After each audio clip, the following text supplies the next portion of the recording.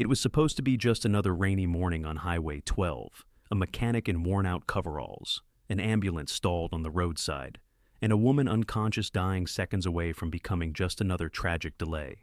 But what happened next? Flipped the future of an entire car company, reshaped national safety standards, and turned a quiet man with calloused hands into the most unlikely symbol of integrity in modern America. He didn't have a degree. He didn't have a suit. He didn't have power. All he had was a wrench, a decision to make, and the courage to lose everything for a stranger.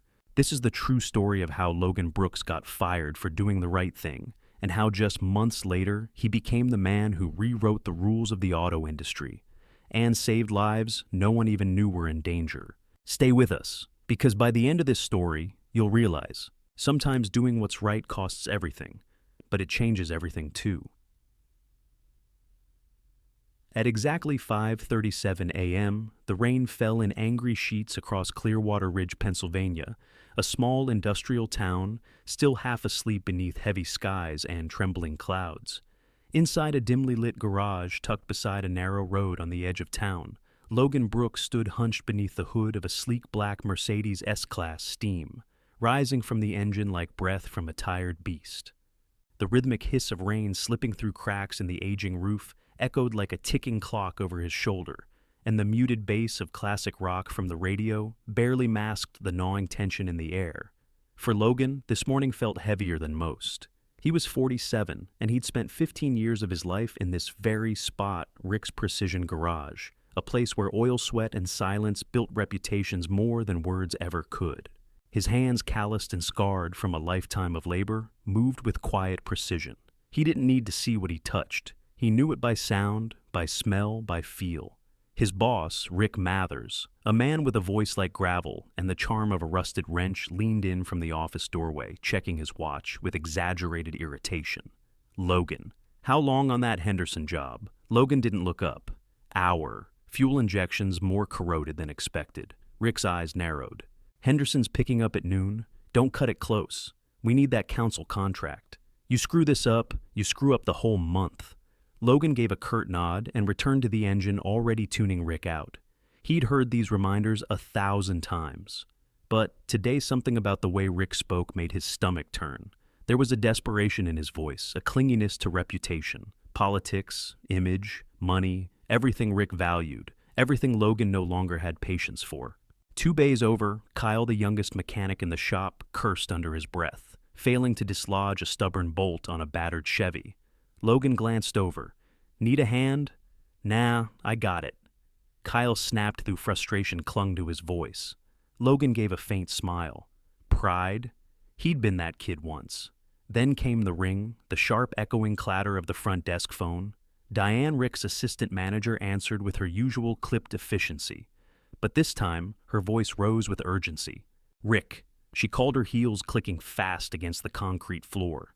Ambulance broke down on Highway 12, 2 miles out. Engine's dead. They've got a critical patient on board. Rick didn't even flinch. Not our problem. Tell them to call county services. Logan looked up, his brow furrowed. What kind of rig type 3? Ford chassis, Diane replied. Sounds like a fuel line issue. Driver says conditions worsening. Logan stared at Rick. We're closest. We can get there in 15. Rick's eyes turned to ice. No. We've got Henderson's car on the lift. That's our priority. You leave that bay, don't bother coming back. Silence fell like thunder. Even Kyle stopped working, his gaze darting between the two men. Logan stood wiping his hands slowly on a shop rag. His voice came low, steady. There's a life in that ambulance. And there's a paycheck in that, Mercedes, Rick countered, stepping closer. Don't test me. The rain outside intensified, drumming against the tin roof like the ticking of fate. Logan looked at his watch. 9:17 a.m. He exhaled, then walked to the wall, grabbing his raincoat and toolbox. I'll finish Henderson's car when I get back. There won't be a when you get back, Rick roared. Logan didn't answer. He pushed open the garage door and stepped into the storm. Cold water soaked his shoulders immediately, but it didn't slow him. His old pickup sputtered to life on the second try, windshield wipers working furiously as he pulled onto the road driving east. Highway 12 wound along the edge of Clearwater Ridge like a ribbon of danger, slick, narrow, and prone to flash flooding. But Logan knew every turn. He'd driven it in summer heat and winter frost, towing broken-down trucks and hauling stranded motorists. And now, somewhere ahead, a woman's life hung in the balance. Within minutes, he spotted the ambulance hazard lights flashing faintly through the rain. The hood popped open like a silent scream. Paramedic David Morales waved frantically. Logan. Thank God, Logan jumped out, water sloshing around his boots.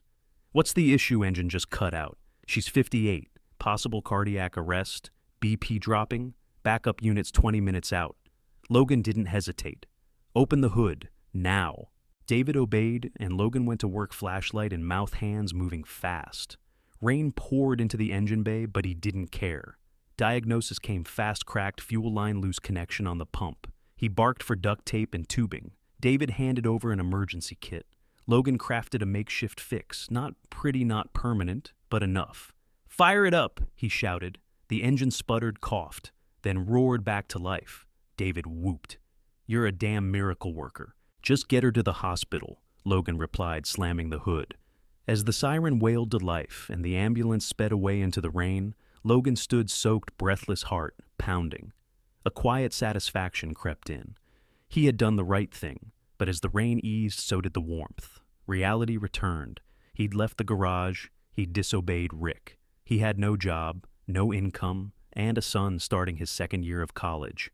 He checked his watch. 10:02 a.m. Henderson's Mercedes was due at noon. Logan climbed back into his truck, dripping water onto the cracked leather seats, and headed back toward a place that no longer felt like home. The rain had eased into a light drizzle by the time Logan pulled back into the cracked asphalt lot of Rick's Precision garage. His windshield streaked with muddy spray, his toolbox rattling slightly in the passenger seat with every bump. The air felt heavier now, not from the storm, but from something final, something closing. The bay doors were still open, the fluorescent lights inside glowing harshly against the dim morning. Logan stepped out of the truck, raincoat dripping, coveralls soaked, and boots squeaking with each step. As he approached, Rick Mathers was already waiting at the entrance, arms crossed, face unreadable. Don't even bother, Rick said, voice flat as steel. Logan paused, glanced at the Mercedes still on the lift. I can finish it, he offered calmly. Rick shook his head. You're done here. You walked out. You broke protocol. You ignored a direct order. Logan clenched his jaw. I saved a life. And lost a job, Rick snapped, voice rising. The garage fell silent again, just like before. Kyle and Carl, the veteran mechanic who'd worked alongside Logan for years, had both stopped what they were doing. Tools in hand, heads turned toward the confrontation. Carl stepped forward, hesitant. Rick, come on. Logan's been here 15 years. You can't just toss him out like that. Watch me, Rick replied coldly. You think you know better than me? Then you can leave too. Carl bit back his response, retreating with a grim expression. Logan nodded slowly as if confirming something to himself. So, that's it. Rick didn't answer. Logan turned away, walked toward his locker without a word. He opened it gently, carefully removing his personal set of tools, each one marked familiar, worn from use, and began placing them into his toolbox one by one. Kyle hovered nearby, awkward and conflicted. This isn't right, the young mechanic muttered. It's okay, kid, Logan said, without bitterness. Keep your head down. That Chevy's brakes were squealing. Check the rear rotors. Kyle gave a stiff nod, guilt written all over his face. Carl waited until Rick disappeared into the office before stepping close. I'll put in a word at Cooper's Auto. They're always short-staffed. Thanks, Carl, Logan said simply. He closed the lid of his toolbox with a click that echoed louder than it should have, then picked it up and walked out the same door he'd entered every morning for 15 years. The sky was breaking open now, a few strands of sunlight threading through the gray. Logan loaded the toolbox into the truck, climbed in, and sat behind the wheel, staring at the garage's faded sign. His phone buzzed in the cup holder. Ethan, he answered. Hey, Dad. Ethan's voice was bright. Just got my schedule for next semester. Full course load. Robotics elective finally opened up. Logan closed his eyes. That's great, son, he said, trying to sound steady. We'll talk more about it tonight. Ethan hesitated. Everything okay? You sound weird. Just a rough morning. Nothing you need to worry about. They said goodbye, and the call ended. Logan stared out the windshield. The rain had stopped, but the storm inside him hadn't. He turned the ignition and drove his hands tight on the steering wheel, unsure where he was going, until he found himself pulling into the parking lot of Maple Grove Cafe. The diner's neon sign flickered slightly, casting a blue and red glow on the wet pavement. Inside, the place was quiet, just a few locals nursing coffee and reading newspapers. Logan took his usual booth by the window. Helen Martinez, the owner, approached with a pot of coffee and a knowing look. "You're not usually here this time of day." Logan accepted the mug silently. "Things change." Helen poured. "You look like hell. Lost my job." "Rick?" "Yeah." Helen set down the pot. "What for?" "Helping an ambulance stuck on Highway 12. Helen blinked, then lowered her voice. "Was it the one with that woman?" The CEO Logan looked up, startled. "CEO Ariana DeWitt," Helen whispered, "of Horizon Automotive. She collapsed during a board meeting yesterday morning. Rumor is, if the ambulance had been 5 minutes later..." Her words trailed off, but the meaning lingered. Logan sat back, absorbing the shock. Horizon employed half the county. Ariana DeWitt was more than just a name. She was the economic engine of the entire region. "I should check on the ambulance," he said, abruptly standing. Helen didn't try to stop him. "That's you all over, Logan, always finishing what you start." He left a few bills on the table and headed for Clearwater Regional Medical Center. The sun broke through the clouds as he pulled into the hospital lot. Inside, the emergency department buzzed with quiet efficiency. Logan approached the front desk. "I'm looking for the ambulance that brought in Mrs. DeWitt." The nurse pointed toward the maintenance bay. "It's still there. Something's wrong with the engine. Maintenance can't figure it out." Logan nodded and headed outside. There he spotted David Morales, the same paramedic from the morning, standing beside the stalled ambulance, looking frustrated. "Logan," David exclaimed, "man, I was hoping you'd show up. That patch job got us here, but it's still not running right." Logan climbed under the hood, inspecting his temporary fix. The duct tape had held, but the connection needed a proper repair. "I can take care of it," he said. "Be my guest," David replied, stepping aside. As Logan worked, David spoke softly. "She flatlined the second we pulled in. If we'd been 5 minutes later..." "She's stable now." "ICU." Logan didn't respond. He tightened the final bolt, wiped his hands, and said, "Try it now?" The engine purred to life. David beamed. "Perfect. I owe you big time." "Just doing what needed doing," Logan muttered. But as David was called away, Logan stood alone in the ambulance bay, the reality hitting harder now. No job. Tuition due. Bills coming. He walked back inside and sat in the hospital lobby waiting. Maybe he could catch the doctor from earlier. Maybe someone could help. Across the room, a procession of black SUVs began to arrive one after another, forming a perfect line outside the glass doors. Executives in suits poured in, flanked by security. Logan sat, motionless, ignored, invisible in his soaked coveralls. To them, he was furniture. A soft voice beside him said, "They're from Horizon. Lawyers, board members. When the Queen coughs, the court panics." Logan turned. An elderly woman gave him a sympathetic smile. "My son works there. They don't move like this for anyone else." Logan offered a polite nod, but his mind was elsewhere. Moments later, the automatic doors parted again, and a silver-haired man entered, damp, grim, flanked by advisors. Logan recognized him instantly. Robert DeWitt, husband of Ariana, head of strategy at Horizon. Hospital staff ushered him toward ICU. Logan's phone buzzed. A text from Major Carl Donovan, his former commanding officer, and now director of the local Veterans Support Center, heard what happened at Rick's. "Come by when you can." Logan pocketed the phone without replying. He wasn't ready to talk about any of it yet. Then through the crowd, a familiar face emerged. Dr. Clara Nguyen. She spotted Logan and approached. "You're still here. Wanted to make sure the fix held," Logan replied. "Miguel said you lost your job over this," she said gently. "It wasn't your fault. It wasn't yours either." She studied him for a moment. "You did something extraordinary. Ariana asked about you when she woke up. I think she wants to thank you in person." Logan shook his head. "That's not necessary." "Maybe not. But I wouldn't underestimate the weight of gratitude coming from Ariana DeWitt," Dr. Nguyen said with a meaningful look. Then she walked away. Logan remained seated, uncertain. His instincts screamed to leave. but something deeper, some strange thread of fate told him to stay just a little longer. At exactly 9:59 a.m., the next morning, Logan Brooks stood outside the glass doors of Clearwater Regional Medical Center's private wing, nervously adjusting the collar of his faded blue button-down shirt, the only formal shirt he owned, worn thin but pressed with care, a habit he'd kept since Emma passed. The hospital was quieter today, stripped of yesterday's executive parade, its pace gentler, more human. Nurses wheeled carts, visitors carried flowers, and the sun streamed softly through the high windows. Logan held a folded slip of paper in one hand, a handwritten appointment notice from Rebecca Winters, Human Resources Director of Horizon Automotive, asking him to report to the reception desk at 10 a.m. sharp for a personal meeting with Ariana DeWitt. He still wasn't sure what he was doing here, or why a woman like her billionaire CEO icon would want anything more than a polite thank you. But curiosity and respect overruled self-doubt, at least for the moment. At the front desk, he cleared his throat. "I'm here for Rebecca Winters. My name's Logan Brooks." The receptionist's demeanor shifted immediately.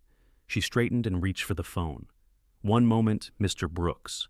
Within a minute, the elevator doors opened and a woman stepped out with the kind of practiced poise that only came from years of corporate command. Rebecca Winters was in her early 40s, dressed in tailored gray slacks and a soft burgundy blazer, a digital tablet in one hand, and a neutral smile on her face. "Mr. Brooks," she said, extending a hand. "Thank you for coming. Mrs. DeWitt is expecting you." Logan stood suddenly self-conscious of his worn shoes and weathered hands, but he returned the handshake firmly. "Thanks for reaching out," he replied. "I wasn't sure Mrs. DeWitt is not someone who extends invitations lightly." Rebecca interrupted gently. "Let's head up." The elevator ride was silent except for the soft hum of machinery. Logan could feel his pulse in his ears. When the doors opened on the 4th floor, he stepped into another world.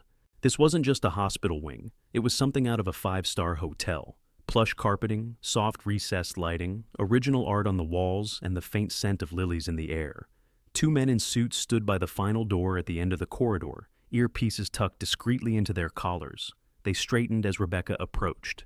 "Mrs. DeWitt is ready," she said, and they stepped aside. Rebecca knocked once, then opened the door. "Ariana, Mr. Brooks is here." The room was flooded with natural light from wide corner windows. Bouquets of flowers occupied every surface, and near the bed, a sleek modern IV stand hummed quietly. Ariana DeWitt sat propped against pillows, dressed in a soft ivory robe, her hair pulled back neatly, her face pale but composed, her eyes sharp gray and utterly focused, locked onto Logan the moment he entered. "Mr. Brooks," she said, her voice stronger than he expected. "Please come in." Logan stepped forward, slowly nodding. "Ma'am, Rebecca, give us a few minutes, please." The door closed with a click and silence settled. Ariana gestured to a chair beside her bed. "Sit. I'd rather not crane my neck." Logan obeyed, still unsure whether he belonged in this room. "I've been eager to meet you," she continued, folding her hands calmly on her lap. "Dr. Nguyen tells me that without your intervention, that ambulance would have never made it." "I just fixed a fuel line," Logan said quietly. "The paramedics and you all saved yourself."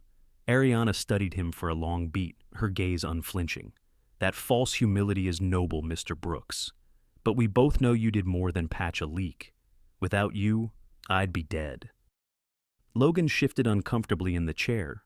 "I only did what needed doing."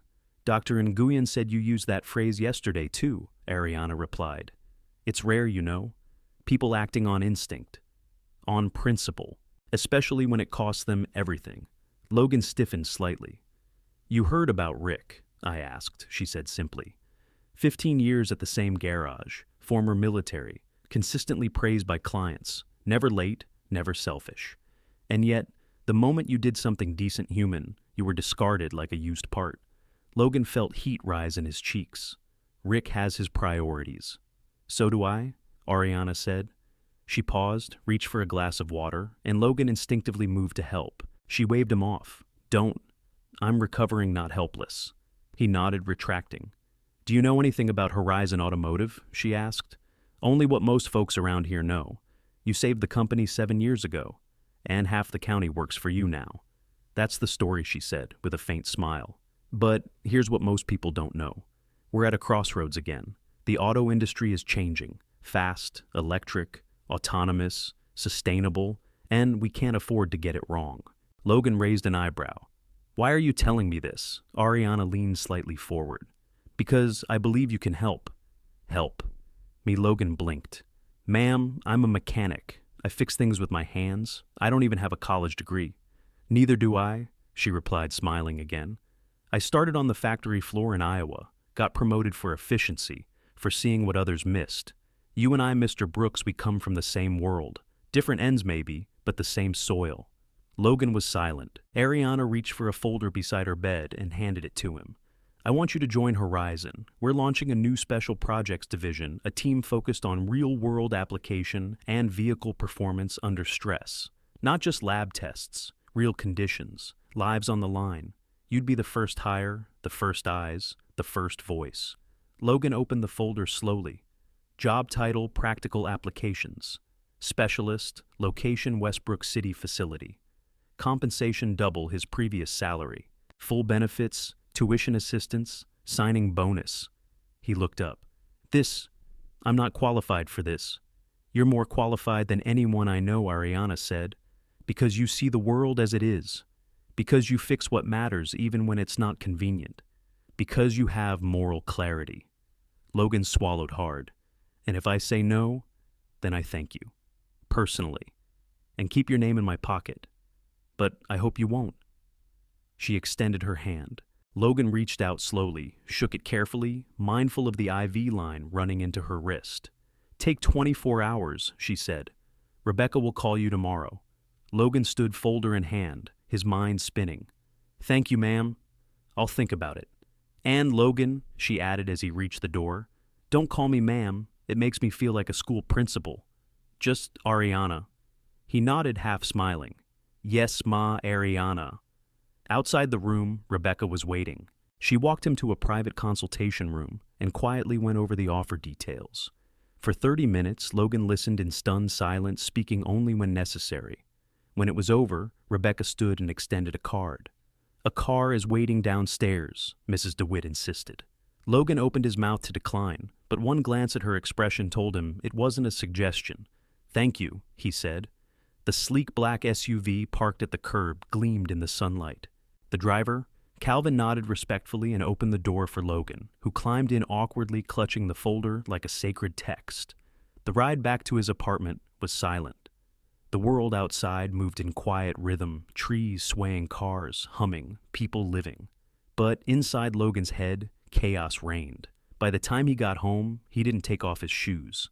He sat at the kitchen table, unfolded the papers, and stared. When Ethan returned from class, backpack slung over his shoulder, he stopped in the doorway. Whoa, what's all this? Logan looked up. I think I got a job offer. From the woman I saved, Ethan's eyes widened. Horizon, seriously. What kind of job? Special projects, safety stuff, real-world performance. Ethan dropped his bag and rushed over. Dad, this salary, this changes everything. Logan rubbed his forehead. It's too much. I don't belong in that world. You saved her life, Ethan said firmly. She knows exactly who you are, and she still picked you. That means something. Logan stared at the folder again. It felt like a portal to another world, one he wasn't sure he deserved. But even as doubt gnawed something inside him, something old and resilient began to stir. A voice that whispered, maybe you've belonged all along. You just needed someone to see it. By sunrise the next morning, Logan Brooks was already awake, standing on the small balcony of his modest third-floor apartment, overlooking the quiet streets of Clearwater Ridge. The morning air was crisp, tinted with dew, and the hum of traffic was still hours away. In his hand he held a mug of black coffee, half drunk and growing cold, and in his mind 1,000 thoughts warred for dominance. He hadn't yet called Rebecca to accept the offer, but the folder on the kitchen table inside, with its crisp Horizon Automotive letterhead and life-altering numbers, remained exactly where he'd left it, as if daring him to believe that it was real.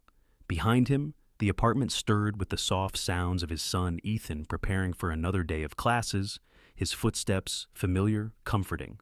Logan didn't move.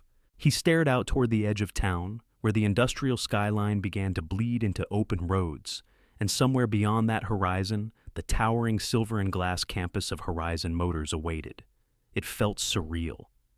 A week ago, he was adjusting valves and changing rotors in a rain-soaked garage. Now, he was being offered a direct line into the corporate engine room of one of the country's largest vehicle manufacturers. He'd spent a lifetime under the hood of machines. Now they wanted him in the boardroom of innovation. And yet, the question remained, why him? Was it guilt from Ariana DeWitt? A gesture of gratitude? Or did she really see something in him that he'd spent years convincing himself no longer mattered? By the time the clock struck 9:59 a.m., Logan had dressed in the same shirt he'd worn to the hospital, Emma's favorite, and dialed the number Rebecca had given him. "Rebecca Winters," came the smooth voice on the other end. "It's Logan Brooks," he said. "Tell Ariana, I mean Mrs. DeWitt, that I accept." There was a pause, then a quiet smile in Rebecca's tone. "Excellent choice, Mr. Brooks. Welcome to Horizon." By 10:45 a.m., Logan was back in the same black SUV, this time headed not to the hospital, but to the sprawling headquarters of Horizon Automotive in Westbrook City. As the vehicle glided past security checkpoints and into the heart of the Horizon campus, Logan felt the weight of unfamiliarity settling on his shoulders. The buildings loomed like monuments to technology, glass walls, metallic accents, solar panels, and automated gates, all humming with precision. Employees bustled across the lot, with badges clipped to belts and tablets in hand. Logan's old flannel jacket and sturdy work boots suddenly felt like relics. He was met at the front lobby by Rebecca, who handed him his ID badge and led him through the sleek corridors of the West Wing, a section of the campus dedicated to Horizon's Special Projects Division. "We like to keep innovation separate from tradition," she explained as they walked. "It keeps minds open." Logan nodded, absorbing every detail, every hallway, every nameplate they passed. When they reached a glass-walled lab buzzing with energy, she gestured inside. "This is your new team." The lab was nothing like Rick's greasy bays back in Clearwater. Here the floor was spotless, the workstations gleamed with embedded touchscreens, and the vehicles, prototype after prototype, sat partially disassembled, exposing the beating hearts of Horizon's future. A man in his mid-30s stepped forward, extending a hand. "David Tran. I'm the lead on structural engineering. Heard you're joining us as practical application specialist. Glad to have you." Logan shook his hand, the grip unfamiliar in its cleanliness. "Just hope I can keep up." David grinned. "You're here because Ariana says you can see what our algorithms miss. We need that." Over the next several hours, Logan was introduced to a dizzying array of people. Sandra Mallory, the structural integrity lead, with a doctorate in material science and a penchant for precision. Marcus Dean, a computer modeler who spoke in simulations and probability curves. And Maya Chen, the vehicle dynamics lead, who asked Logan his thoughts on crash momentum vectors within 5 minutes of meeting him. Despite their technical fluency and impressive credentials, they welcomed him with cautious curiosity rather than condescension. "You're the guy who saved Ariana's life," Maya said simply. "That counts for something." Logan smiled awkwardly. "I'm just a guy who fixed a fuel line." But even as he said it, he sensed that this place wasn't looking for polish, they were looking for truth. His role became clearer that afternoon, when David led him to the corner of the test lab, where the SX model Horizon's upcoming flagship sat, mounted on a testing rig. "Our crown jewel," David said. "But we've got issues." Logan circled the vehicle, noting the unfinished trim, the exposed frame welds, and the wide-eyed uncertainty in the eyes of the engineers. "Side impact tests," David explained.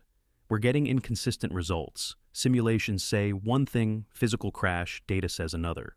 Logan knelt beside the chassis, running his hand along the B-pillar. His fingertips traced the bracket, noting the subtle flex, the material, junction, the potential fail point. "Composite on composite," he asked. David blinked. "Yes, that's your problem," Logan said simply. "It flexes under stress and doesn't distribute impact evenly. You won't catch that in your sim. Real-world pressure finds it every time." David stared. "You just saw that." "I felt it," Logan replied. "Did 2 tours in Iraq. We used composite brackets on transport frames, same result. Had to reinforce them mid-deployment. Word spread quickly. By 4:30 p.m., Logan's suggestion had been run through simulations and validated. A quick redesign of the junction bracket cut failure rates in half. At the day's debrief, David stood before the team and said Logan identified a weakness we've been chasing for weeks. His fix is simple, elegant, and it works.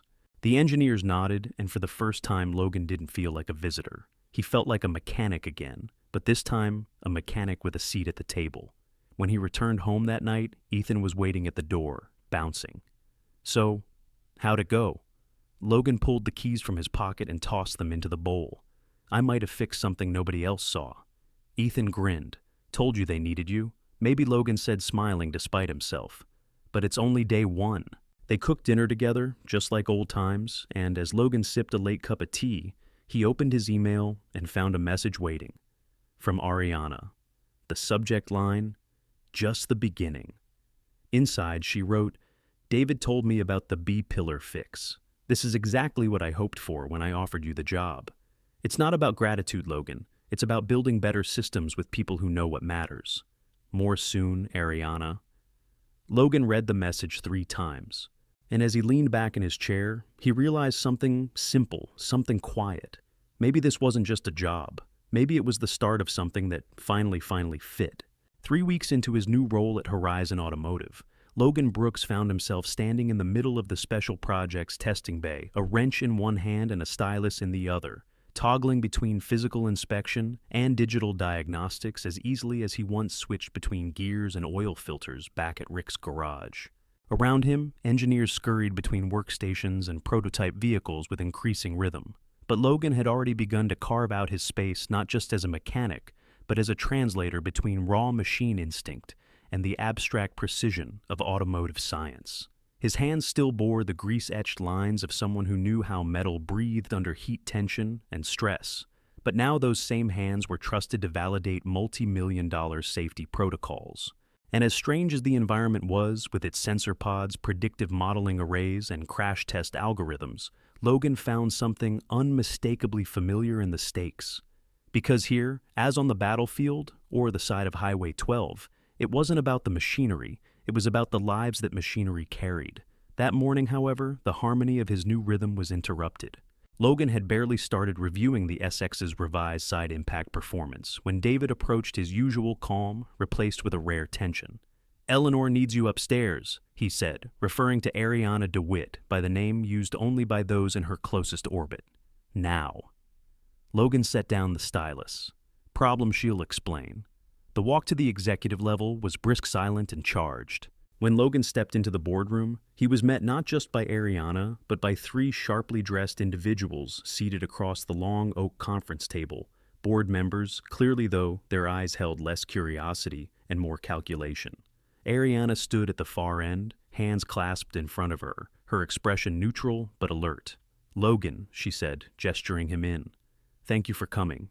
Please take a seat. He sat, noting how his flannel shirt and work boots looked almost defiant against the tailored precision of the suits across from him. One of them, a man with a silver beard and narrow gaze, leaned forward first. Mr. Brooks.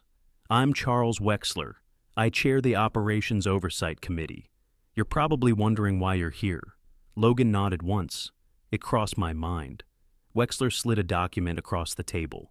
We've received a whistleblower report regarding safety concerns on the XE model line, allegations of potential brake system failures under certain thermal conditions. You're being asked to evaluate whether these concerns are credible. Logan's brow furrowed. The XE. That's already in production. Ariana spoke gently. Which is why this is delicate. The initial engineering reports marked the failure risk as statistically insignificant. No recall was issued. The software team implemented a pressure distribution compensation patch. But the report we just received, if accurate, suggests that may not be enough. And worse, it suggests that decision was made under cost-cutting pressure. Logan blinked slowly. You're asking me to confirm or deny whether Horizon let a safety issue slide. We're asking for your honest real-world assessment, Wexler clarified, though his tone held a hint of skepticism, from someone whose perspective may not be clouded by internal politics. Logan met Ariana's gaze across the table. And you want me to handle this? You're not beholden to legacy thinking, she replied. You've proven you know how to test what matters, not just what looks good in data sets. He nodded. Then I'll need access to test logs, component specs, any incident reports, even minor ones, and a full XE to test on-site. Ariana answered before anyone else could.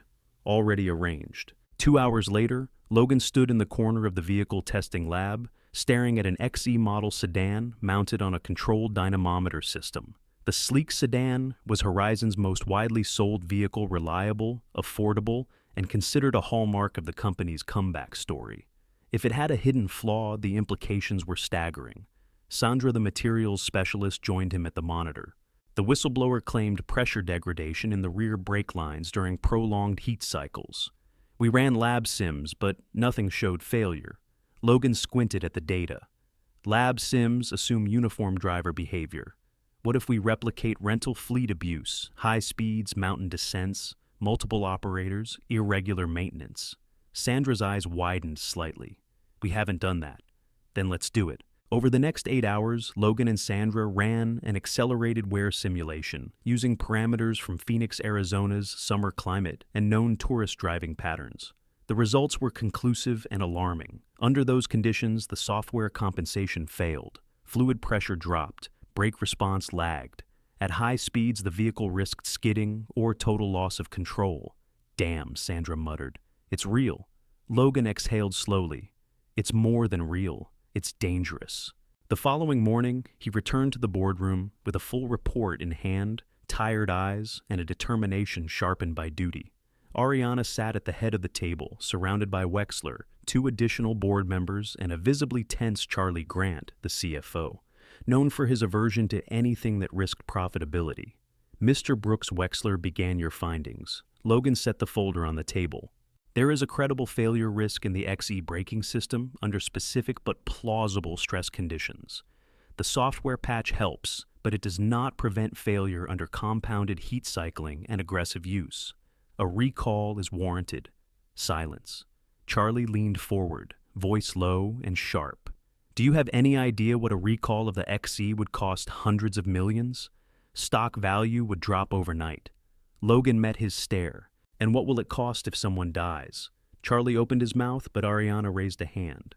He's right. We either control the narrative or we let a fatal accident write it for us. Wexler rubbed his temples. We'll take this to vote. That night, Logan returned home, drained, uncertain whether he'd just helped save lives or walked the line of corporate fallout. Ethan sat at the table excited. Dad, guess what I made the shortlist for the Horizon summer internship? They want a safety-oriented innovation proposal. Think I can use your impact deflection idea? Logan smiled tiredly. You already own it, kid. He didn't tell Ethan that Horizon was now a whirlwind of meetings, press planning, investor calls. But he did tell him this. Whatever happens tomorrow, do it the way we always do. See what needs doing. And do it. The next morning, the board voted. 8-4, recall approved. Stock took a dip. Headlines ran wild. But inside, Horizon something shifted. Culture, accountability. And one man once fired for saving a life had now changed the direction of a billion-dollar company, simply by refusing to ignore the truth. 2 weeks after the recall decision shook the walls of Horizon Automotive and sent shockwaves through media outlets and Wall Street analysts alike. Logan Brooks sat alone in the early morning quiet of the Special Projects Division, his calloused fingers tracing a printout of structural diagrams as the office lights flickered on around him one by one. The stillness before the day's corporate noise was something he'd come to cherish. It reminded him of those first few minutes in the garage back in Clearwater, when all that existed was the smell of oil, the feel of steel, and the whisper of a problem waiting to be solved. Now the problems he faced had bigger numbers, broader consequences, but the essence hadn't changed. Something needed fixing, and someone had to care enough to fix it right. On his desk, next to a half-drunk cup of black coffee and a stack of testing notes, sat a small photograph of Emma and Ethan, taken years ago during a summer road trip in a car Logan had rebuilt from scratch. That image had become his compass, a reminder of why he did what he did and who he did it for. Just as he finished marking up a stress analysis report on the SX's new adaptive chassis, his phone buzzed with a message from Ariana Boardroom. 9 a.m. Sharp. Bring your design notes. No context. No preamble. Just purpose. By the time he entered the executive wing, Logan was no longer the quiet outsider, whose boots echoed awkwardly against marble floors. Heads turned now, not with surprise, but recognition. The recall had elevated him from the mechanic who saved Ariana to the man whose word could make or break an engineering cycle. It was uncomfortable at times, but it was honest. And he could live with honest. Ariana was waiting with 2 department heads and a whiteboard already filled with scribbled notes and figures. She gestured him toward the center of the room. "We're planning a safety-first flagship. I want you to lead the initial specs alongside Maya and Rishi. We're calling it Project Atlas." Logan raised an eyebrow. "Lead me." "You've earned it," Ariana replied.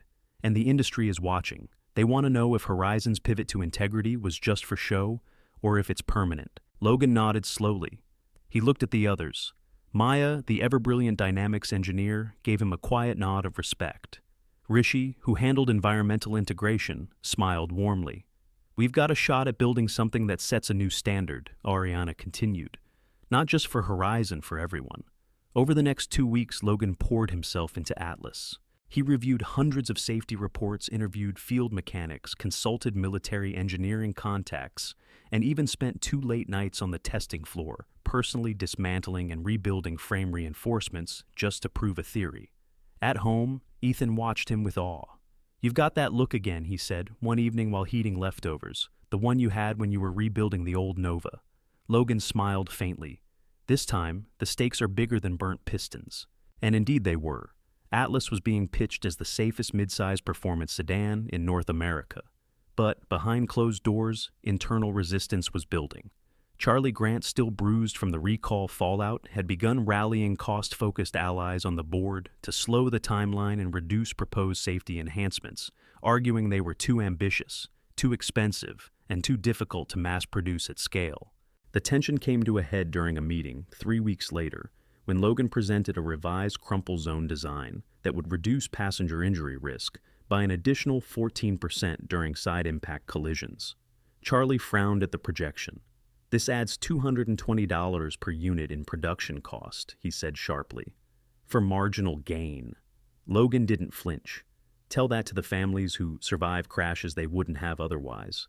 Ariana backed him, but the room had split into factions. The next morning, Ariana called Logan into her office. She closed the door, sat down, and for the first time, looked tired.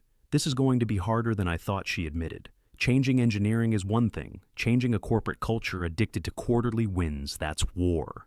Logan leaned forward. "You still in the fight?" Ariana looked up, her gaze clear again. "Only if you are. Then let's build it right. No shortcuts, no apologies." That evening, Logan called Louis, his old commanding officer from the Veterans Center. "You ever feel like the truth costs more than it's worth?" he asked. Louis laughed softly. "Only every other day. But then I remember there's no such thing as cheap integrity." Logan nodded. "We're trying to build something honest. But they keep pushing for shortcuts." "Then dig in," Louis said. "Remind them what it means when a vehicle is more than just a product, it's a promise." Inspired, Logan proposed a bold idea. The next day, Horizon would open portions of Atlas's safety testing to public scrutiny, a live-streamed crash test, followed by a Q&A with the engineering team. It was radical, risky, and unprecedented. Charlie hated it, but the media loved it, and customers. They flooded Horizon socials with praise. Trust was currency, and Logan's team had just minted a fortune. Weeks passed. The SX launched successfully with record safety ratings. The internship Ethan had applied for, he got it, and he'd be working right in the same department, shadowing the design team for Atlas. "Hope you're ready to boss me around," he joked over dinner. Logan laughed. "I'll try not to be too corporate."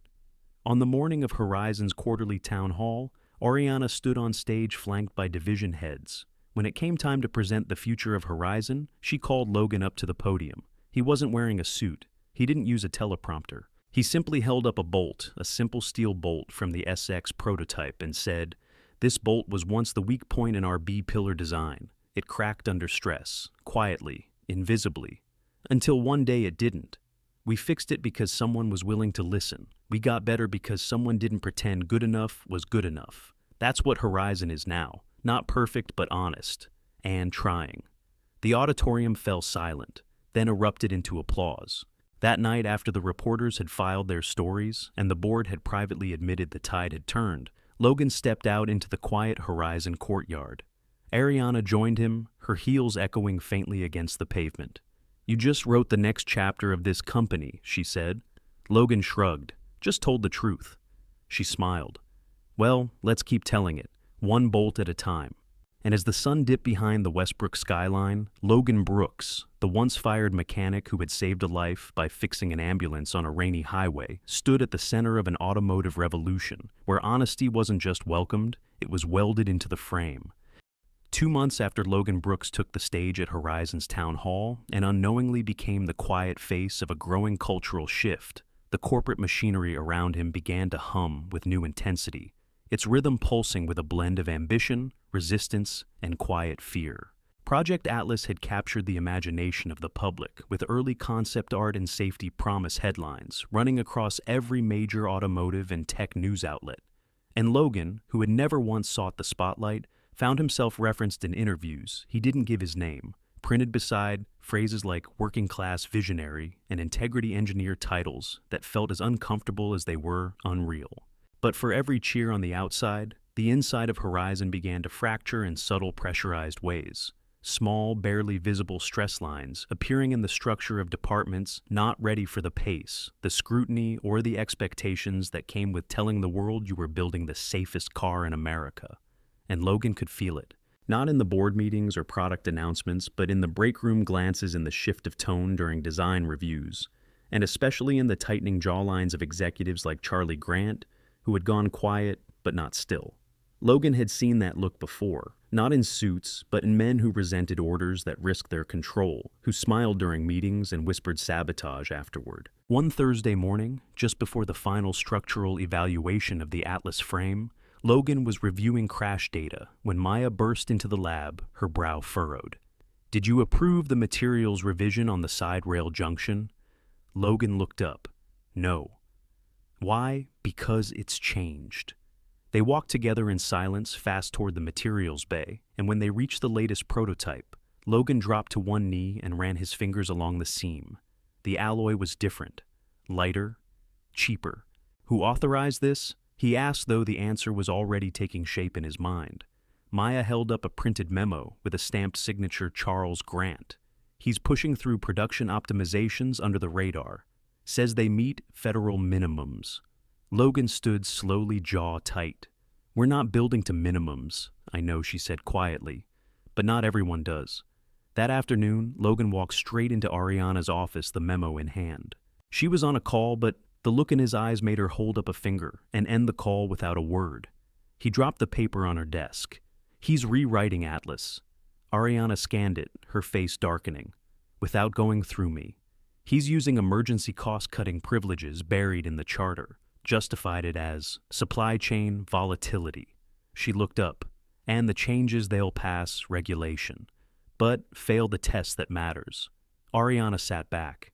"We make this public, it's civil war. If we don't, we're complicit." The next day, Ariana convened a silent off-calendar meeting with Logan, Maya, Rishi, and Sandra. She laid it out clean. "We're going to retest, quietly, independently. If these changes compromise Atlas, we go to the board, with data, not outrage." Logan nodded. "I'll do the teardown myself." Over the next week, the team worked nights. They stripped the altered prototype installed sensors in areas the original design didn't require and ran their own simulations outside the scheduled pipeline. What they found was exactly what Logan feared under high lateral impact. The revised side rail deformed, too early shifting energy into the cabin and increasing force transmission to the rear passenger space by 18%. "It looks fine until it isn't," Sandra said, her voice flat with frustration. "It'll pass controlled tests, but in a real-world side impact at 35 mph with a vehicle already worn by years of use. It crumples like a beer can," Logan finished. That night, Ariana met Logan in the employee parking structure, not wanting eyes or ears on their conversation. "I'm calling for a board review of the materials change. You'll present the findings." Logan hesitated. "They'll say I'm retaliating, that I'm unqualified. They can say what they want. But you've got facts, and I trust you. And Charlie." She looked out at the city skyline, her voice low. "He's playing a dangerous game. but so are we. The following Tuesday, Logan found himself once again at the end of a long boardroom table, the only one in rolled sleeves and steel-toed boots facing 12 well-dressed men and women, including Charlie, whose smile barely hid the contempt beneath. Ariana opened the meeting, calm but sharp. We are here to review unsanctioned material substitutions applied to the Atlas prototype without proper engineering sign-off. Charlie spoke first. The changes were legally within operational bounds and have already saved Horizon over $6 million in projected cost. Logan stood flipping open a file of crash footage, and they've raised the likelihood of fatal injury and common collision conditions by 18%. Let me show you why. He walked them through the data, calm, direct, without performance. He showed crash patterns, stress dispersions, and finally a split-screen simulation, one with the original material, one with Charlie's substitution. The difference was undeniable. When the last video ended, the boardroom was quiet. Victoria Edwards, chair of the safety committee, spoke first. "Mr. Grant, did you disclose this substitution to the full team?" "It was within my authority," Charlie said tightly. "I followed protocol." "Outdated protocol," Ariana said, standing now. "We're building Atlas to be better than the minimum. And these changes aren't just a regression, they're a betrayal." Another silence, then a motion, a vote, 10-2. Charlie was stripped of material authority on all safety-affecting projects. Atlas would continue with Logan's original design. That evening, Logan sat on the balcony of his apartment, exhausted but clear. Ethan joined him, laptop in hand. "I'm working on a project pitch, something for adaptive lane merge assist using tactile steering cues." Logan raised an eyebrow. "That yours, all mine." They sat for a long while, city lights twinkling beyond. "Hey, Dad," Ethan said suddenly. "Do you ever think that fixing that ambulance, maybe it was fate?" Logan considered that. "I don't believe in fate, no, but I believe in choices. And I think when you make the right one, the world tends to unfold in ways you don't expect." Ethan nodded, like a crack in the frame that makes you see the whole design differently. Logan smiled. "Exactly." And somewhere beyond them, deep inside the steel bones of the future Atlas, was beginning to take shape not as a machine, but as a message. The morning sun filtered through the floor-to-ceiling windows of the Horizon Motors Innovation Center as Logan Brooks stood silently at the edge of the Atlas prototype bay, watching his breath mist in the early chill of the insulated hangar.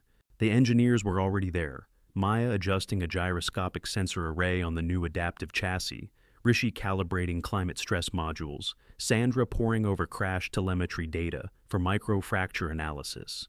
And though the team had come a long way since the first sketch on Ariana's whiteboard, today wasn't about confidence. Today was about confirmation. Today, Atlas would undergo its full-spectrum, real-world simulation, sweet crash, testing climate exposure, long-run dynamic stress, the kind of ordeal that either broke a car or baptized it. Logan hadn't slept. Not really. He'd reviewed every weld line diagram, every bracket composite, every inch of the vehicle that now represented more than a machine. It was a statement, a promise, a test of whether Horizon's new ethos could survive the industrial battlefield that had taken down better-funded dreams. The team called it the Final Gate, a week-long gauntlet of 17 trials, designed by an independent third-party safety consortium hired by Ariana herself, to silence doubters and dismantle any suspicion that Atlas's safety reputation was marketing spin. It was a risky move. If the tests failed, it would make headlines. But Logan had insisted, if we're serious about integrity, we can't test behind curtains. We test where the world can see us. The first trial began just after 7:00 a.m. Side impact collision at 42 mph, using a mid-sized truck strike simulation. Logan stood in the control booth, arms folded, heart steady, but coiled as the sled shot forward and the shriek of metal on metal tore across the floor. The impact was thunderous, the silence after even louder. Then green light, structural integrity intact, no passenger zone breach. "We hold," Maya whispered. Trial 2, rear offset collision. Trial 3, frontal impact at 25% offset. Trial 4, rollover with 2 occupants and varied weight distribution. By noon, Atlas had passed every crash test thrown at it, its reinforced frame absorbing and redirecting energy exactly as Logan's calculations and instincts had predicted. And yet, There was no cheering. Only Nod's quiet data logging and the eerie kind of focus that only deep pride masked beneath deeper responsibility could create. After a short break, they began the environmental phase. 100-degree desert cycles, sub-zero Arctic freeze chambers, sudden humidity shifts, designed to mimic Florida storms. Over and over, Logan crawled under the car, with heat-resistant gloves, checking joints, listening to the stress creak of expanding alloys, wiping sweat with the same rag he'd used back when he fixed school buses in Florida with his uncle at age 17. The work was different now. The stakes weren't. On the third day during the sustained brake pressure test under steep decline simulation, a sensor on the rear module flagged abnormal thermal readings. Sandra's eyes widened. Overheat in the right caliper. Could be a seal microfail. Logan knelt beside the rig brow, furrowed. Or a materials memory lag. That batch came from the supplier switch after the grant revisions. Pull it. We test both versions. Within hours, they confirmed the original Horizon part held. The substituted one didn't. Another quiet victory, but one that reminded them how thin the line was between excellence and compromise. By the end of day 4, Atlas had not only survived, but exceeded expectations. That night, back in his apartment, Logan opened his email to find a message from Ariana. Final day tomorrow. You and I both know it's more than a test. Let's finish this right. A. Logan stared at the screen, heart heavier than he admitted.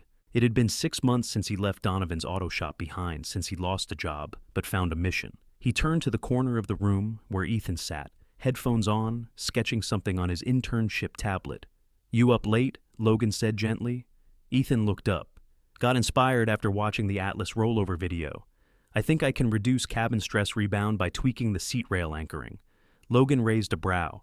That's advanced. So are your expectations, Ethan said with a sly grin. Logan laughed softly, pride blooming in his chest like sunrise after storm. You'll do fine. Just keep asking the right questions. Ethan nodded. Like you taught me. What does this part do when everything else fails? Logan fell quiet. That question wasn't just about cars, it was about people, about character. The next day, the final test wasn't physical, it was human. Horizon had invited a group of families, some of whom had lost loved ones in previous vehicle accidents, to witness the final Atlas demonstration, a 40 Mayhew oblique collision with child dummy passengers. Full cabin simulation, and a live walkthrough of how Atlas responded. No statistics, no models. Just a story of what safety looked like when it mattered. Ariana stood in front of the crowd and introduced Logan as the man who had changed the way Horizon thought about its customers. He's not an engineer by degree, she said. He's a mechanic by soul.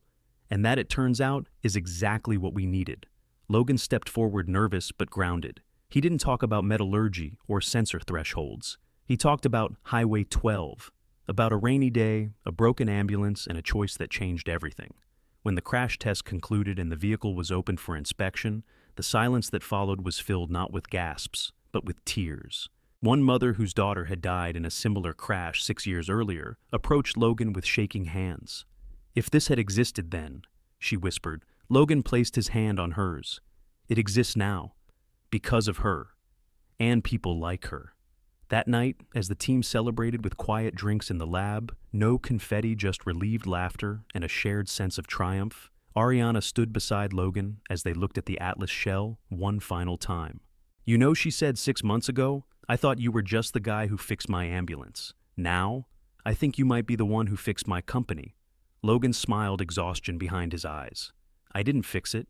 We just remembered what it was for. As the team filed out and the lights dimmed, Logan lingered, hand resting on the steel hood of Atlas, like a father bidding goodnight to a child he hoped would outlive him.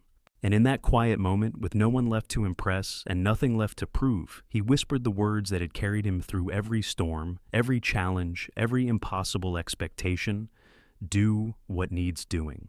3 days after the final Atlas demonstration left an entire room speechless, and the automotive press scrambling to recalibrate their industry rankings, Logan Brooks found himself back where he never expected to return, inside the same hospital bay, where months ago he'd stood drenched in rain beside a stalled ambulance and made the call that changed his life. Only this time, he wasn't holding a toolbox. He was holding a sealed silver folder, embossed with the Horizon Motors insignia, inside of which was a confidential offer drafted and signed by Ariana Rios. Herself, an offer to serve as Horizon's first-ever Chief Integrity Officer, a newly created position that would sit outside the traditional corporate structure, immune to quarterly pressures and reporting directly to the CEO. The role was as symbolic as it was practical, meant to institutionalize what Logan had brought to life. The idea that engineering ethics and empathy weren't opposites but essentials, that decisions in boardrooms had echoes in emergency rooms, and that safety wasn't a feature, it was a responsibility. Logan stood in the corner of the hospital hallway, now glancing into room 213, where a young crash survivor, a girl no older than 12, was recovering after an accident in a competitor vehicle that had failed a side impact test Atlas had passed. Her parents had reached out to Horizon after the accident, desperate for reassurance that someone somewhere still gave a damn. Ariana had sent Logan, not a PR team, not a product sheet, just him. And as he entered the room, the mother rose from her chair, eyes rimmed with fatigue and gratitude. "Mr. Brooks." He nodded gently. "Yes, ma'am? I saw the interview, the test, the atlas. Thank you for building it. Thank you for making someone care again." Logan looked at the girl, her eyes fluttering open beneath a breathing mask. "It's not me," he said quietly. "It's all of us. The ones who stopped asking how cheap we could make a car and started asking how safe we could make a life." He left the folder with the family, not as a sales pitch, but as a promise, one that came with a serial number, a hotline, and a commitment that no matter what happened, they'd never be ignored again. Later that evening, Logan drove through the quiet suburban streets of Westbrook, the Atlas prototype gliding smoothly beside him in a closed carrier truck headed for Horizon's Public Safety Expo. He didn't speak. He didn't need to. Ethan was in the passenger seat, earbuds dangling from his collar sketchpad across his lap, scribbling a design idea for modular crumple zones that could adapt based on occupant weight distribution. "You thinking of submitting that to the internship project?" Logan asked, eyes on the road. "I was," Ethan replied. "But now I'm thinking bigger, not just a part, a platform. Something that could integrate AI with real-world responsiveness. Stuff only a driver can feel, but sensors can't explain." Logan smiled. "You're dangerous when you start talking like that. Comes from being raised by someone who built safety from instinct." They fell into silence again, but it was the good kind, the kind of quiet shared by two people building toward the same future from different angles of the same truth. When they reached home, Logan found another envelope waiting in the mailbox. This one was personal, handwritten. From Louis. Inside was a letter and a photo, Logan, Ariana, and the Atlas team standing in front of the crash-tested prototype, fists raised, grease-streaked, and smiling like soldiers after a battle. The note said simply, "You didn't just fix a car, you rebuilt the standard. Proud doesn't begin to cover it." Logan sat on the porch with the letter in his hand and his past pressing softly against his chest like a weight made of memory. He thought about Frank Donovan, about the stubborn refusal to put lives above deadlines, about that final cold dismissal that felt like failure, but turned out to be liberation. He hadn't seen Frank since, but the name still echoed sometimes, like a shadow he hadn't quite stepped past. The next morning, without warning or agenda, Logan parked his weathered truck outside Donovan's auto. The sign was peeling, the parking lot cracked, but the routine was the same. Frank stood in the bay barking orders, clipboard in hand, looking like nothing had changed in decades. Until he saw Logan. The two men stared across the grease-stained concrete, time holding its breath. "Didn't expect to see you again." Frank said, not quite hostile, but far from warm. "Didn't plan to be here," Logan replied, "but I figured you ought to know." He tossed a copy of Car Tech magazine onto the workbench. On the cover, Logan standing beside the Atlas with the headline, "From Mechanic to Movement, the man who made safety a mission." Frank didn't pick it up, just looked at it, then looked at Logan. "So, what you want? A thank you? An apology?" "No," Logan said calmly. "Just closure." "You were wrong, Frank. But I needed you to be. I wouldn't have changed otherwise." Frank said nothing, just nodded once slowly, and Logan turned to leave, never looking back. That evening, Ariana invited Logan to a private dinner, just the two of them, a small Italian place in the heart of downtown. It wasn't romantic, it was respect. She slid a revised contract across the table. "It's official now. Chief Integrity Officer. You start Monday. Logan stared at it for a long moment. Why me? Because you never asked for this? Ariana said, sipping wine. Because power didn't change you. Because when everything else cracked, you held. I don't know if I'm built for suits and committees, he admitted. Then don't be. Be you. That's what makes it work. He signed the contract that night, not for the title, not for the salary, but for the symbol that someone without a degree, without polish, without pedigree could still rise when the only thing they brought to the table was heart and a lifetime of hard-won judgment.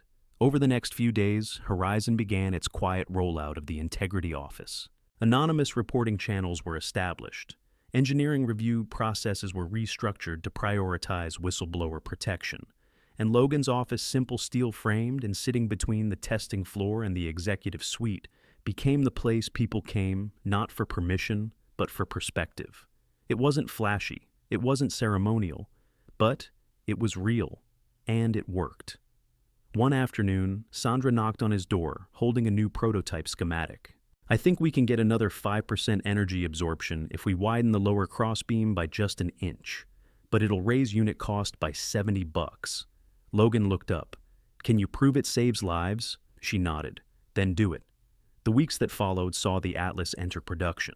The first units rolled off the line to applause not just from executives but from welders, painters, testers, and even janitorial staff who had seen their pride reflected in a company finally aligned with its conscience.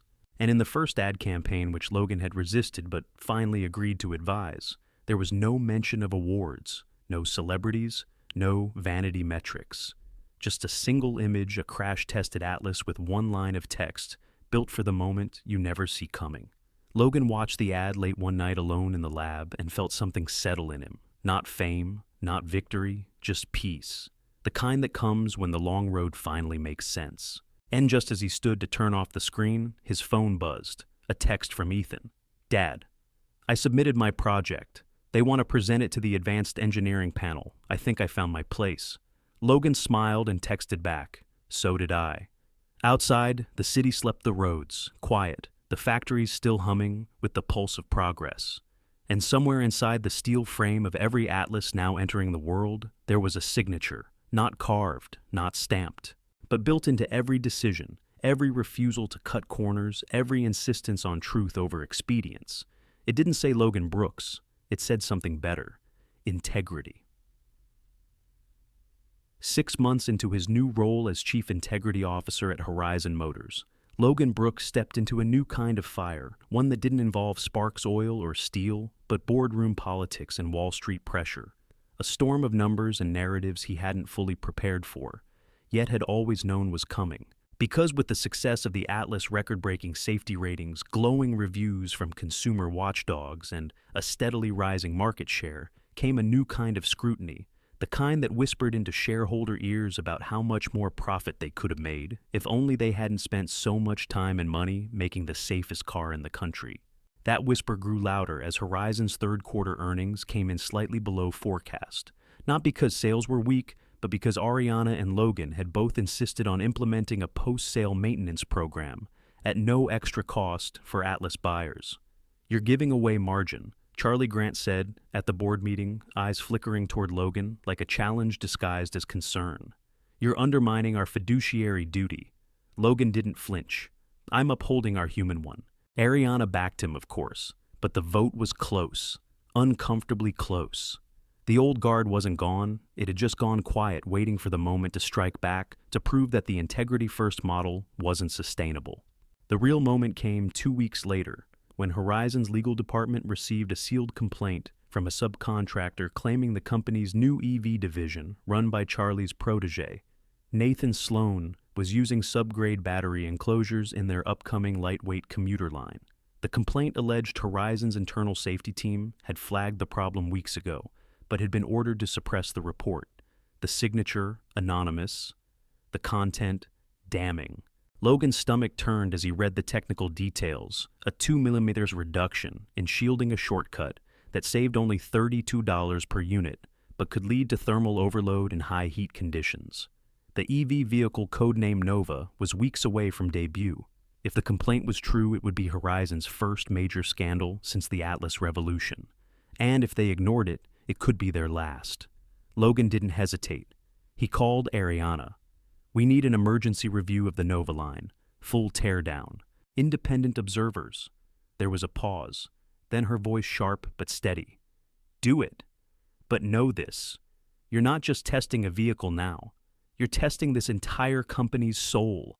Within 48 hours, Logan assembled a task force.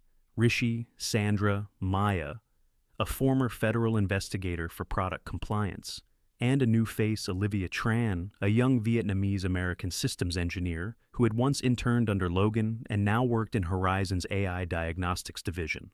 Olivia had been the one who built the sensor loop that allowed Atlas to detect stress fatigue before it became failure. "You're going to run a reverse integrity scan," Logan told her. "Not just what's there, what should be there and isn't." Olivia nodded. "I'll find the ghosts." The investigation was swift, surgical, and utterly undeniable. The Nova prototype showed 5 distinct areas where safety margins had been trimmed in ways that wouldn't appear in surface inspections, but would matter in real-world usage. Logan stood over the open-frame Fury building beneath his otherwise calm voice. "They did this hoping it'd pass regulation and banking on no one like us looking this closely." The next step was clear but dangerous. Ariana called a special session of the executive board. Logan was asked to present. But this time, Charlie came prepared. He had spreadsheets, market projections, and a third-party analysis showing Nova's risk-to-failure rate was within acceptable range. Logan stood at the front of the table, holding nothing but a printout of the thermal breakdown from Olivia's scan and a photo of a family taken from a 2019 accident case involving a fire caused by battery failure. "They were within acceptable range too," he said quietly. 2 kids, no survivors. The room fell still. Logan didn't raise his voice. He didn't grandstand. He just spoke like he always had, like a mechanic explaining to a customer why their brake lines mattered. Safety isn't about averages. It's about margins. And when we blur the lines between enough and almost, people die. Charlie slammed his hand on the table. "So what? We kill the Nova, cost us $40 million in development." Logan turned to him. "Or we delay it 6 weeks, spend $7 million more, and save the lives of people who will never even know they were in danger." Victoria Edwards, head of the board's Safety Oversight Committee, leaned forward. "Mr. Grant, Mr. Brooks has a point. And I'm not comfortable signing off on a product with unresolved safety concerns." The vote passed. Barely, 5-4. The Nova would be delayed, the batteries re-engineered, and Charlie stripped of EV project control. After the meeting, Logan walked back to his office in silence. He didn't feel victorious. He felt weary. The kind of tired that didn't come from work, but from being the line no one else wanted to stand on. Ariana found him later that evening, sitting alone under the blueprints of Atlas and Nova. "You all right?" she asked. Logan nodded, then shook his head. "They're going to keep coming. People like Charlie, with prettier numbers and bigger budgets." Ariana leaned against the doorway. "Then we keep showing up with better values." Logan exhaled. "How long do you think we can hold this line?" "Long enough," she said. "And maybe we build something strong enough that it holds without us someday." He looked up at her eyes, tired but resolute. "Then we keep building." At home, Logan found Ethan on the couch with blueprints spread across the table. His crumple zone design had been shortlisted for federal testing grants. "You changed something," Logan said, pointing to the anchoring point geometry. Ethan grinned. "I stole from your Atlas notes." Logan smiled. "Good theft." Also, Ethan said casually, "I think I want to stay in engineering after college. Not marketing, not design, real-world systems, like you." Logan sat beside him, resting a hand on his shoulder. "Then you'll do it better. You'll do it right." That night, as the world outside spun on, Logan stared out the window of his modest apartment, reflecting on the strange journey from a rain-drenched roadside to the helm of a moral revolution. He hadn't sought titles. He hadn't chased promotions. He'd just done what needed doing. And in doing so, he'd reminded an entire industry that integrity isn't a trend, it's the foundation. And it holds only if people like him are willing to hold it. As the streetlights cast long shadows over the pavement, Logan made a quiet vow. Whatever came next, he would not yield.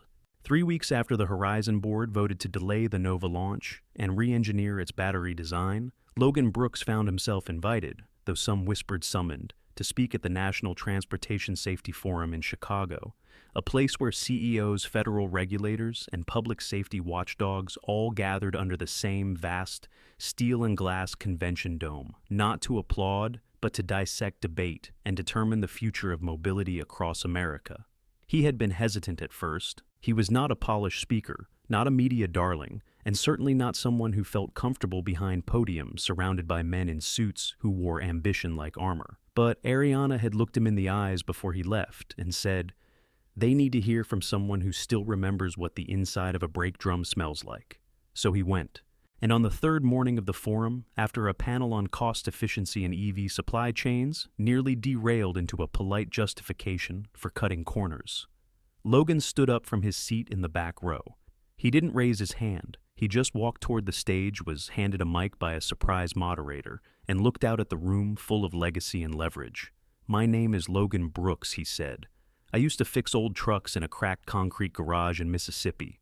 Then I fixed an ambulance that broke down on Highway 12 with a woman dying in the back. That choice cost me my job, but it gave me back something bigger." The room fell silent, not from politeness, from impact. "That woman was Ariana Rios," he continued. "Now she's my boss. And when she offered me a seat at the table, I brought my tools." He paused, letting the words sink. "Because it turns out what we build matters, but how we build it, that's what saves lives." From there, he didn't deliver a speech. He told a story. He described the Atlas, the crash tests, the hidden flaws in the Nova, the fight in the boardroom that nearly fractured everything. He quoted Olivia's diagnostic code and Ethan's crumple zone sketch and Louis's note from the old Veterans Center. He made them feel the weight of a mechanic's decisions, the tension of choosing between timelines and tombstones. "You don't need to be perfect," he said, his voice quiet but resonant. "You just need to give a damn and hold the line when no one else will." When he finished, no one clapped right away. Instead, there was a moment of stillness, the kind that happens when truth interrupts protocol. Then, one person rose, then another, until the room stood in quiet ovation, not for a presentation, but for a principle. Afterward, journalists tried to corner him for quotes, but he slipped out the side door back into the gray morning wind of Chicago, shoulders hunched beneath his worn jacket. He had never been good with praise. He preferred results. The next day, however, the results came looking for him. The Department of Transportation requested a meeting. 3 universities reached out about collaborative research. And a senator from Oregon called Ariana directly and said, "Whatever that man believes, put him on the next Highway Safety Advisory Board. We need more like him." But for Logan, the real news arrived later that week in the form of a letter delivered to his desk by Rebecca Winters, now Executive VP of Operations. She handed it to him without a word and waited as he opened it. Inside was a formal request from the White House Transportation Office asking Logan to consult on a new national initiative project, Horizon Shield, a bipartisan plan to mandate practical crash testing for EVs, using real-world scenarios developed from Logan's own field methodology. He looked up at Rebecca. "This is because of you," she said simply. "And because they know you don't just run simulations.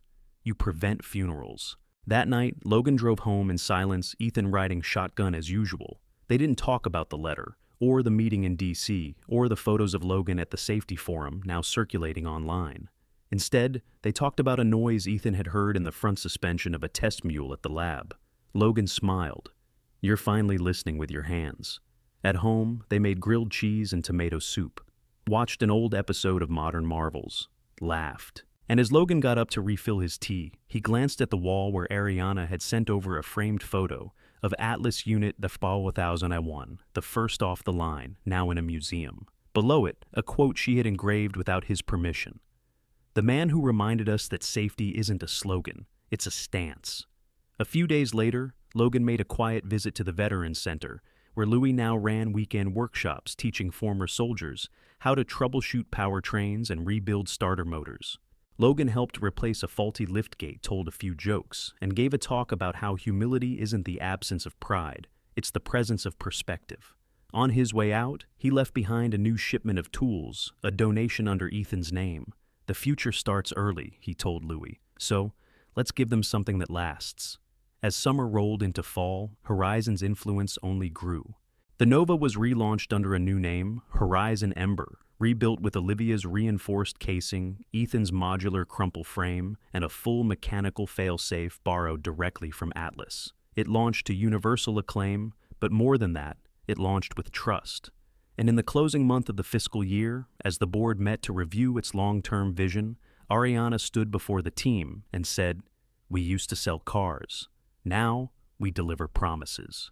That change began with a mechanic who refused to look away, and then she handed the floor to Logan. No speech, no slide deck, just him. He looked around the room, now filled with faces who once doubted him, and said, "All I ever did was ask one question: would I let my son ride in this?" Then he nodded, turned off the mic, and walked off stage. Because some answers don't need volume, they just need clarity. That evening, under a sky scattered with stars and the quiet hum of his old truck's faithful engine, Logan took a detour, past the old Donovan's Auto, past the diner where Helen used to pour black coffee and second chances, past the road where it all began. He stopped by the side of the highway and walked to the spot where the ambulance once sat, stalled in the rain. The grass was taller now, the asphalt cracked, but the ghost of that moment lingered not as a wound, but as a root. He bent down, placed a small wrench into the soil, buried it beneath the earth, and whispered, "Thank you for breaking down that day."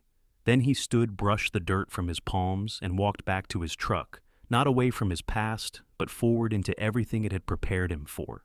By the time winter crept across the rooftops of Valley Forge, and frost began curling along the edges of old garage windows, Logan Brooks had already become something more than a man. To many, he was a symbol, a blueprint not of success in the traditional sense, but of honor in the most practical form, the kind measured not by applause or awards, but by the silent integrity of decisions made when no one is watching.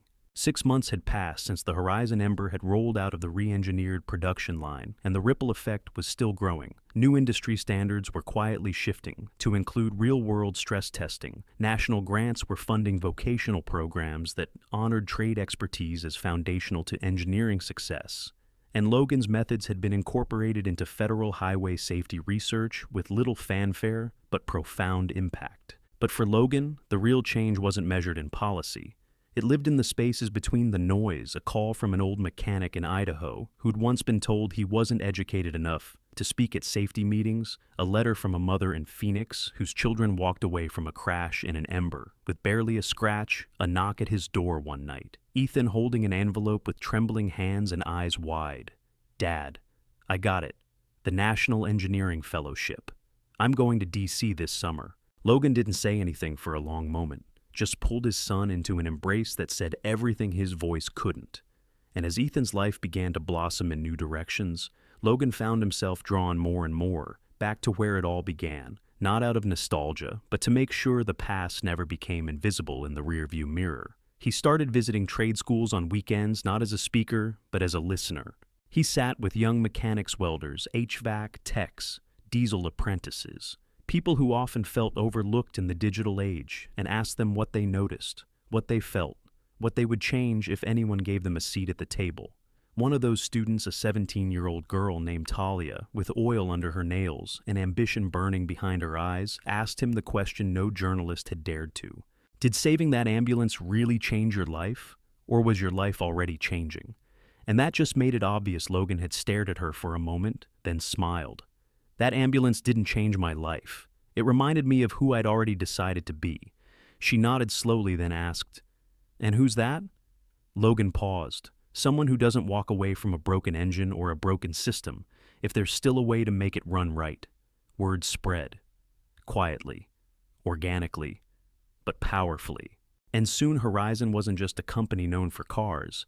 It became known as the place where real-world wisdom wasn't just tolerated, but treasured. Olivia Tran was promoted to lead the Adaptive Diagnostics Division. Sandra Phillips took over Crash Integrity Review, and Maya launched a Horizon-sponsored nonprofit that provided mobile repair labs to underfunded high schools. As for Logan, he stayed where he'd always belonged, at the intersection between people and machines, choices and consequences, old ways, and the better ones still waiting to be built. And then, on one snowy morning in February, the very spot where Logan had once been fired, Donovan's Auto shut down. Not because of bankruptcy, but because Frank Donovan, now in his 70s and facing health issues, chose to retire. The town had changed. So had the Times. But in a final twist that no one expected, the garage was quietly purchased by an anonymous buyer and later reopened under a new name, Brooks and Rios Vocational Center. When Logan showed up for the soft opening ribbon cutting and saw the sign for the first time, he turned to Ariana, who stood beside him in a simple black coat, hands tucked in her pockets. "You didn't have to do that." "I didn't," she replied. "The board did." Unanimous vote. The building had been transformed, still familiar, still grease-stained in places, but now humming with new life. Young apprentices worked under LED lights. Diagnostic rigs replaced old clipboards. But on the far wall, one thing remained unchanged, a single cracked tile near the entrance left unrepaired at Logan's request. "It reminds me that sometimes the most broken things are where the light gets in." First, he said, when a reporter asked why. At the dedication ceremony, Ethan stood to say a few words. "My dad taught me a lot about tools," he began. "But what he really taught me was how to be a tool in the hands of something bigger. Integrity doesn't mean being perfect. It means being unbreakable in the ways that count." The audience was silent, moved, and when they rose to applaud, Logan didn't step forward. He stepped back. Let Ethan have the light. Because he knew this wasn't just about a man fixing an ambulance anymore. This was about every choice he'd made since. Every person who'd watched him stand firm when compromise would have been easier. Every life that would now move forward, safer, steadier, because of what he built, not with machines, but with conviction. As the sun dipped low that evening, casting gold along the parking lot, pavement outside the center, Logan sat in the cab of his old truck, the same one that once sped through rain to reach a broken-down ambulance. He looked at the building one last time. Then he started the engine not because he was leaving something behind, but because he had somewhere else to go. Another town, another story, another system that needed fixing. And as the headlights cut through the early dusk, his voice echoed once in his own mind, not loud, not triumphant, just steady. "Do what needs doing, and don't stop until it's done." And so, Logan Brooks drove forward, not as a legend, not as a CEO, not even as a hero, but as something rarer than all of them, combined a man who never forgot that sometimes the most powerful tool in the world is simply choosing to care. In a world that often rewards silence, Logan Brooks chose to speak with action. When others looked away, he leaned in. When systems cracked, he held the line. And when the world told him he wasn't enough, he proved that doing what's right doesn't require a title, just a spine. He didn't just save a CEO. He saved an industry from forgetting what it's built for people. And maybe the most powerful part of his journey, he never once asked for applause. He simply showed up and kept doing what needed doing. So, now we ask you, what would you do standing in the rain with someone's life on the line and your own on the brink? Would you risk it all for a stranger? If this story moved you, inspired you, or reminded you of someone who chooses integrity even when it costs, let us know in the comments. Like, share, subscribe. Because stories like these deserve to be seen, and people like Logan, they deserve to be remembered.